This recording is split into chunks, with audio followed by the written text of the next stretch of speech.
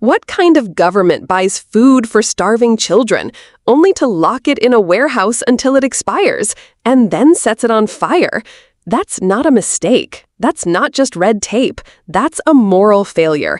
And Senator Tim Kaine just confronted a top State Department official point blank about it. Mr. Chair, I'd like to introduce into the record an article from Reuters dated May 16, 2025, titled, "Exclusive, U.S. Aid Cuts Leave Food for Millions Moldering in Storage." It will be entered in the record. Let me just read some excerpts from this article that came out 2 months ago today. Food rations that could supply 3.5 million people for a month are moldering in warehouses around the world because of U.S. aid cuts and risk becoming unstable. The food stocks have been stuck inside 4 U.S. government warehouses since the Trump administration's decision in January to cut global aid programs. A spokesperson for the State Department, which oversees USAID, said in response to detailed questions about the food stocks that it was working to ensure the uninterrupted continuation of aid programs and their transfer by July as part of the USAID decommissioning process. Quote, USAID is continuously consulting with partners on where to best distribute commodities at USAID warehouses. A proposal to hand the stocks to aid organizations is on hold. Finally, nearly 500 tons of high-energy biscuits stored at a USAID warehouse in Dubai are due to expire in July, according to a former USAID official. The biscuits could feed at least 27,000 acutely malnourished children for a month. The biscuits are now likely to be destroyed or turned into animal feed. That article was from 2 months ago. Yesterday, The Atlantic reported that the expiration date on those 500 tons of nutritious food for starving kids was now upon us, and the U.S. had decided to incinerate that food rather than allow starving children to have it. Mr. Regas, you're the Deputy Secretary for Management and Resources. These are resources that were purchased with U.S. taxpayer dollars. They're specifically designed to save the lives of starving children. Why is it a good use of resources to not distribute that food to kids and instead burn it? Thank you for the question, Senator. I'd have to look into that particular issue and see how those foodstuffs got there. Can I just interrupt for a second? I asked this question at a hearing yesterday, so you would be prepared to know that I would ask it today. And we called your office to tell you that I would ask it today. So the notion that you need to look into it strikes me as a little bit odd. As you sit here today, is that food being distributed to kids, or is it being incinerated? If it's been expired, my understanding is it's the policy of the government to not distribute expired food or medicine. Then given that this has been written about for months, and the article in March that I introduced in the record was not the first, we've been asking Secretary Rubio about this back into March. Since it has been known for months that this food would have an expiration date, why has the State Department decided to burn it rather than distribute it to starving children? Yeah, I don't have a good answer for that question, Senator. I am as distressed about that as you are. Okay, so I was going to ask you, does that kind of make you feel ashamed? Are you proud of it, or are you indifferent to it? Look, I don't think it's, I'm not going to say I'm ashamed or proud or indifferent to it, but I think that was a failure. How about this, just as a statement of proposition? If the U.S. uses taxpayer dollars to buy specialty foods for starving children, I think it's better that the food be distributed to starving children rather than incinerated. You would agree with that? I completely agree with that. Yeah, I think this was just a casualty of the I have a hard time. I view it as an intentional thing, because if we suddenly woke up in July, oh gosh, the expiration date is today. Yeah.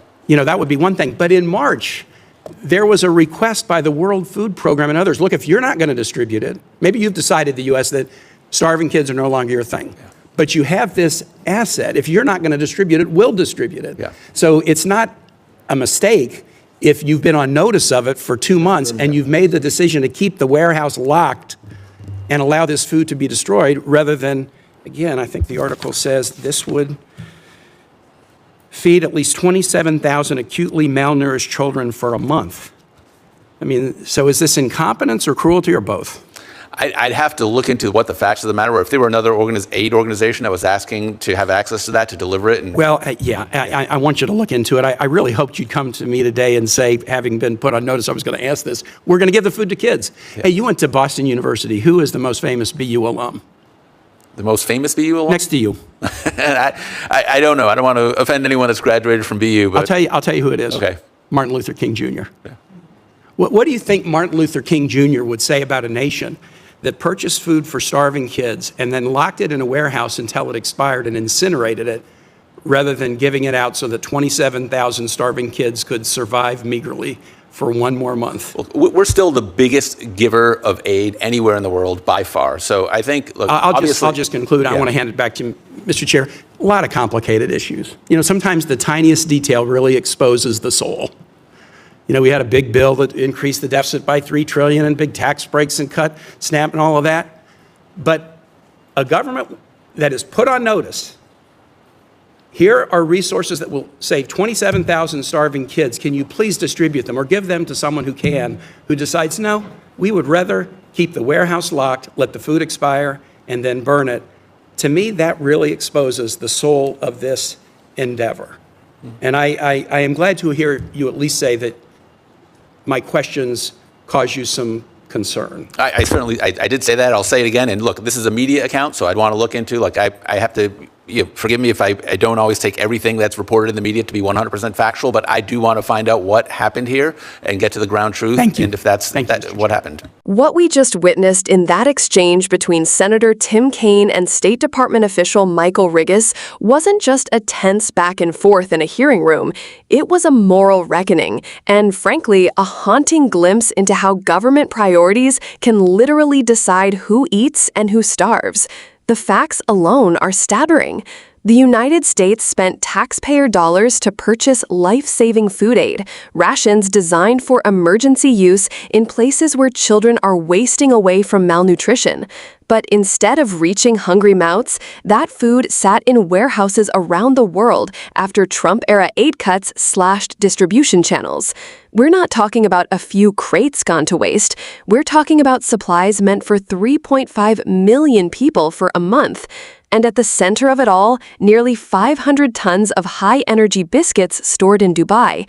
Not luxury goods, not extras, but biscuits engineered specifically to keep malnourished children alive. They could have fed 27,000 kids for an entire month. Instead, they were allowed to expire and then incinerated, burned, reduced to ash while children starved. Now, here's where we have to pause and peel back the layers. This didn't come as a surprise to officials. Aid groups were warning as early as March that the food was nearing expiration.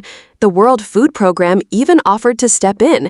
If you won't distribute it, give it to us, and we'll make sure it gets to the children who need it. The U.S. government had options, but the warehouses stayed locked. The food rotted, and eventually it was burned.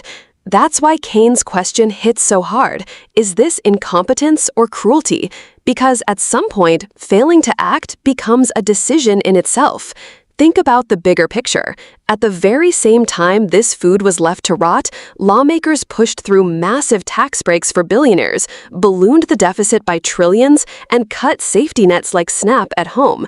We are a country that can always find the money for subsidies for the wealthy or new weapon systems, but somehow, when it comes to feeding children, not just American children, but children anywhere, we shrug, stall, and let life-saving food burn.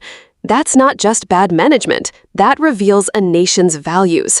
Senator Kaine invoked Martin Luther King Jr., who studied at the same university as the official in the hot seat, and asked the obvious but devastating question: what would King say about a government that locks away food purchased for starving children, lets it expire, and then sets it on fire? The answer is clear. King would have seen it for what it is, a betrayal of moral responsibility. Because the test of any nation isn't in how it treats the wealthy and powerful, but how it treats the most vulnerable. And here's the truth that's hardest to swallow. When food is burned instead of delivered, when children starve while warehouses stay locked, it's not an accident. It's policy. It's a choice. And choices like that speak volumes about who we are, or at least who we've allowed ourselves to become. This is where it becomes more than just a story about food aid. It's about the soul of governance. What's the point of calling ourselves the richest, most generous nation in the world if generosity is stopped by bureaucracy, politics, or cold indifference? What's the point of stockpiling food for emergencies if, in the moment of greatest need, we'd rather let it expire than admit we were wrong? The reason this story matters isn't just because of 27,000 children who could have been fed. It's because it forces us to confront the priorities our leaders enshrine. It strips away the spin and shows us the raw truth. Budgets and policies are moral documents. And when that moral compass points toward letting food burn rather than feeding children, it's time to ask not only whether this was incompetence or cruelty, but whether it was both. If this story unsettles you, good. It should, because silence only allows these decisions to keep happening. Share it, talk about it, and demand accountability. Because at the end of the day, the measure of any government isn't how it treats the wealthy or the powerful, it's whether it chooses compassion over cruelty when lives hang in the balance.